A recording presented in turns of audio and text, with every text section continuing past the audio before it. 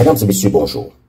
Je voudrais vous parler aujourd'hui d'une affaire qui défraie la chronique depuis vendredi dernier.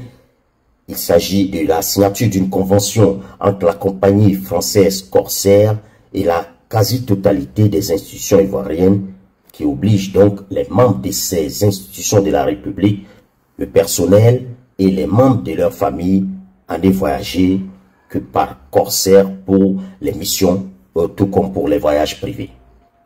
À 2 mois du lancement des vols long courrier d'Air Côte d'Ivoire, d'abord vers Paris, ensuite vers d'autres grandes capitales européennes et les États-Unis, cette démarche a choqué de nombreux Ivoiriens, pour diverses raisons. Certains y ont vu un manque de patriotisme. Chers amis, convention entre la compagnie française Corsair et les institutions ivoiriennes, ça ne passe pas. Les Ivoiriens sont révoltés. Nous allons suivre un peu la sortie de cette benda qui a frappé fort. Il a donc, comment dire, critiqué Kandia Camara, la présidente du Sénat. En fait, sa sortie, c'est intéressant. Il a expliqué, voilà, les choses au fait qui se cachent derrière donc cette signature. Donc nous allons suivre tous ensemble et voir est-ce que sincèrement pourquoi est-ce que et comment les institutions de l'État peuvent laisser Air Côte d'Ivoire pour aller signer une convention avec une compagnie étrangère, en plus pour avoir des réductions et aller se soigner en France dans un hôpital américain. En fait, c'est scandaleux en fait. Vous imaginez, c'est trop scandaleux. C'est beaucoup d'argent dilapidé. Nous allons donc suivre cette peine-là. On arrive aujourd'hui. Surtout dans un contexte mondial de protectionnisme assumé. J'ai enquêté sur cette affaire et j'ai pu consulter cette convention en elle-même malgré son caractère confidentiel. Je me suis également entretenu avec des sources très haut placées à la présidence de la République, à la primature, au sein de certaines de ces institutions, tout comme au ministère des Transports. Je puis affirmer qu'il n'y a nullement dans ce contrat, par exemple, de mention concernant le fait que les bénéficiaires auraient un accès privilégié pour des soins à l'hôpital américain de Paris, comme l'a affirmé avec beaucoup d'enthousiasme la présidente du Sénat dans ses déclarations lors de la signature de la convention. Clairement, Madame Kandia Camara a raconté sa vie. Et elle n'est d'ailleurs pas à sa première gaffe, elle est une coutumière de ce genre de dérapage et de sortie de route. Par ailleurs, s'il est vrai que la convention court jusqu'en 2026, il m'a été indiqué que cette convention devient techniquement caduque et inopérante sur les destinations desservies par Air Côte d'Ivoire. Autrement, aucun officiel ivoirien ne pourra se rendre à Paris par Corsair ou vers d'autres destinations desservies par Air Côte d'Ivoire une fois que la compagnie nationale aura lancé ses vols long courrier en juillet prochain. En effet, en 2019 déjà, le gouvernement du président Alassane Ouattara a pris un décret qui oblige les officiels ivoiriens à ne voyager que sur Air Côte d'Ivoire, sauf pour des destinations non desservies par cette compagnie. Ce qui est tout de même choquant dans cette affaire, c'est que Corsair est une compagnie moribonde qui n'existe plus que grâce à certaines de ses destinations en Afrique et caribéenne.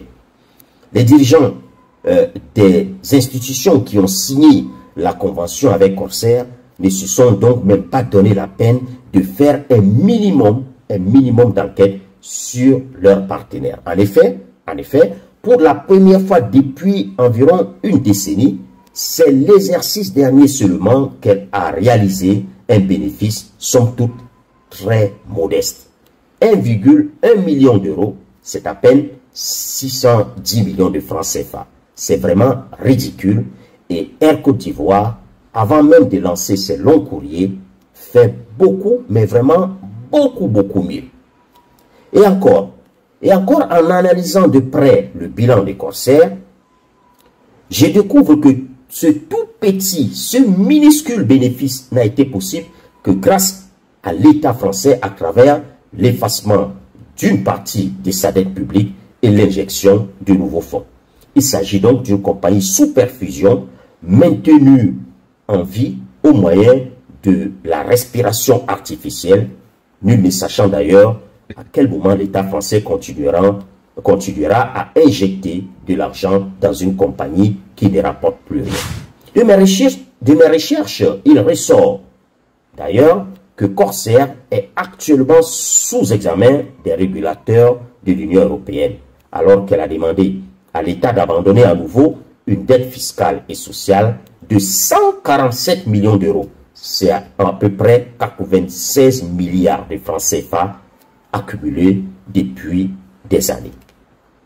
Pour terminer, il est parfois curieux de constater que les dirigeants de ces compagnies françaises ou même occidentales, la facilité avec laquelle ces dirigeants sont reçus par nos plus hautes autorités et par les présidents d'institutions. Alors que la réciproque n'est pas du tout possible. On ne peut pas imaginer que les dirigeants d'Air Côte d'Ivoire puissent facilement obtenir une audience, ne serait-ce qu'avec un simple ministre des Transports français. Impossible. L'autre chose que nous devrions remarquer dans la signature de cette convention, c'est qu'on ne saurait pas imaginer un seul instant que des institutions françaises ou même d'un autre pays signent une convention de voyage avec une compagnie aérienne étrangère plutôt qu'avec la compagnie aérienne de leur propre pays. Clairement, ceux qui ont signé cette convention avec Corsair ont quelque peu humilié la République de Côte d'Ivoire. Ils ont humilié en fait, pas quelque peu. À très bientôt, mesdames et messieurs, avec de nouvelles informations, toujours fondées sur la vérité. Car ce qui nous importe, ce n'est pas le jugement des humains, mais bien celui d'Allah subhanahu wa ta'ala. Alors, j'ai aimé donc la fin de son intervention. Ce qui nous importe, ce n'est pas le jugement des gens, mais le jugement du Seigneur. C'est intéressant. À chaque fois, quand il finit ses interventions, il dit toujours dans la vérité. Bon, il y a des gens qui viennent et disent, quand c'est sorti, ils ne cadrent pas avec leur vision, avec ce qu'ils veulent. Ils disent qu'il est pro RHDP, il est ceci. Le jour que, voilà, il va toucher, par exemple, comme aujourd'hui, il a touché, n'est-ce pas, le Kandia Camara qui fait partie, n'est-ce pas, du gouvernement du Alassane Ouattara, par ailleurs président du Sénat. Là, vous allez voir les gens me féliciter. Ah non, je te reconnais ici, mon frère, toutes ces choses.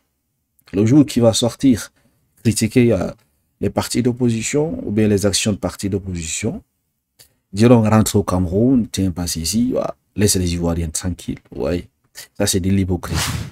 Il essaie, n'est-ce pas, d'être factuel un peu dans ses sorties. Ce que vous devrez apprendre, c'est de ne pas suivre des gens juste comme ça par fanatisme en fait. Utilisez vos têtes, les gars. Utilisez vos têtes. Pourquoi je dis cela?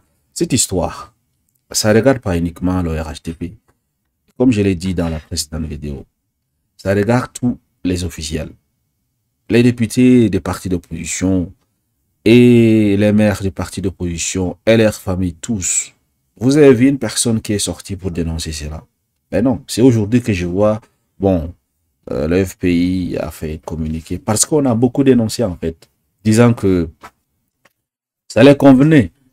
Lorsqu'ils sont concernés, lorsqu'ils bénéficient, n'est-ce pas, de ces choses, ils ferment les bouches. Mais comme on est sorti pour dénoncer, finalement, ils ont commencé à vouloir faire des communiqués en fait. Si on laisse passer, il allait rester tranquille et profiter de cela. Maintenant, c'est lorsqu'il y a des choses inutiles, ils vont demander aux gens d'aller dans les rues, voilà, pour manifester et se faire tirer par les forces de l'ordre. Vous voyez? Donc, je ne vous demande pas de ne pas suivre les hommes politiques. Suivez les hommes politiques, mais apprenez également à utiliser vos têtes en fait. Lorsqu'une personne ouvre sa bouche, analysez ce qu'il dit. Si c'est pas bon, même si c'est votre parti politique, ce n'est pas écrit dans la Bible ou dans le Coran que si vous ne suivez pas ce parti politique, vous allez mourir. Ou bien si vous vous allez partir, vous allez aller en enfer, par exemple. Non. Le jour que vous voyez que votre parti dérape, bah, il faut dénoncer, en fait. C'est ça qu'on appelle un bon militant. Lorsque vous dénoncez ce que votre parti fait, si vous êtes un vrai militant, et que ces personnes écoutent leurs militants, ils vont changer. Ils vont même pas attendre les critiques des autres, en fait, avant de changer. Regardez un peu ce qui se passe à travers cette convention. C'est de la bêtise, en fait. En plus, elle est fière de venir afficher cela en fait devant tout le monde, disant que voilà, nous sommes fiers, nous allons aller nous faire soigner avec nos familles à l'extérieur. Et puis pendant ce temps, vous allez mourir ici. Ça mérite une démission. Elle et le ministre de la Santé, excusez-moi, méritent de démissionner en fait.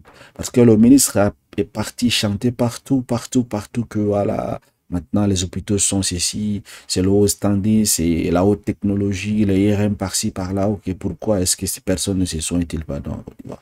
On avait déjà essayé de faire des calculs dans la précédente vidéo, si vous avez vu. Donc, moyennement, parce que là-bas dans l'hôpital américain, on paye entre 1000 et 3000 euros. Donc, si une personne reste là-bas pendant 15 jours, on a fait le calcul en fait, avec les frais d'hôtel, toutes ces choses. S'il fait juste 15 jours, on est dans les 100 millions de francs. Vous voyez, c'est beaucoup d'argent. Imaginez-vous, combien de personnes, combien des officiels vont voyager dans un mois. Vous faites 100 millions fois peut-être, je ne sais pas, 20 officiels, 30 officiels. Ils vont tout le temps. Et cet argent, ça vient d'où? C'est l'argent public en fait. Des impôts, les investissements, les exportations, les importations, c'est tout ça en fait. Et je pense que c'est une chose à dénoncer en fait. Il faut dénoncer. J'ai aimé vraiment la sortie de Saïd Penda sur ces sujets. Et il a été, n'est-ce pas, impartial. Et c'est intéressant de voir ce genre de choses partagées massivement afin, n'est-ce pas, de continuer cette dénonciation. La présidente du Sénat doit abandonner cette convention. Voilà. Même si ces gens veulent aller se faire soigner à l'extérieur, ils peuvent aller se faire soigner à l'extérieur si et seulement si il n'y a pas, n'est-ce pas, de médecins qui peuvent ne pas les traiter en Côte d'Ivoire, c'est tout. Et concernant les compagnies, je pense que si c'est leur voyage privé, il n'y a pas de souci. Même s'ils veulent aller voyager avec la compagnie américaine, il n'y a pas de souci. Et si c'est l'argent public qui va financer ces voyages-là, il faut privilégier la compagnie nationale. Merci de m'avoir suivi. Excellente soirée à vous. À très bientôt.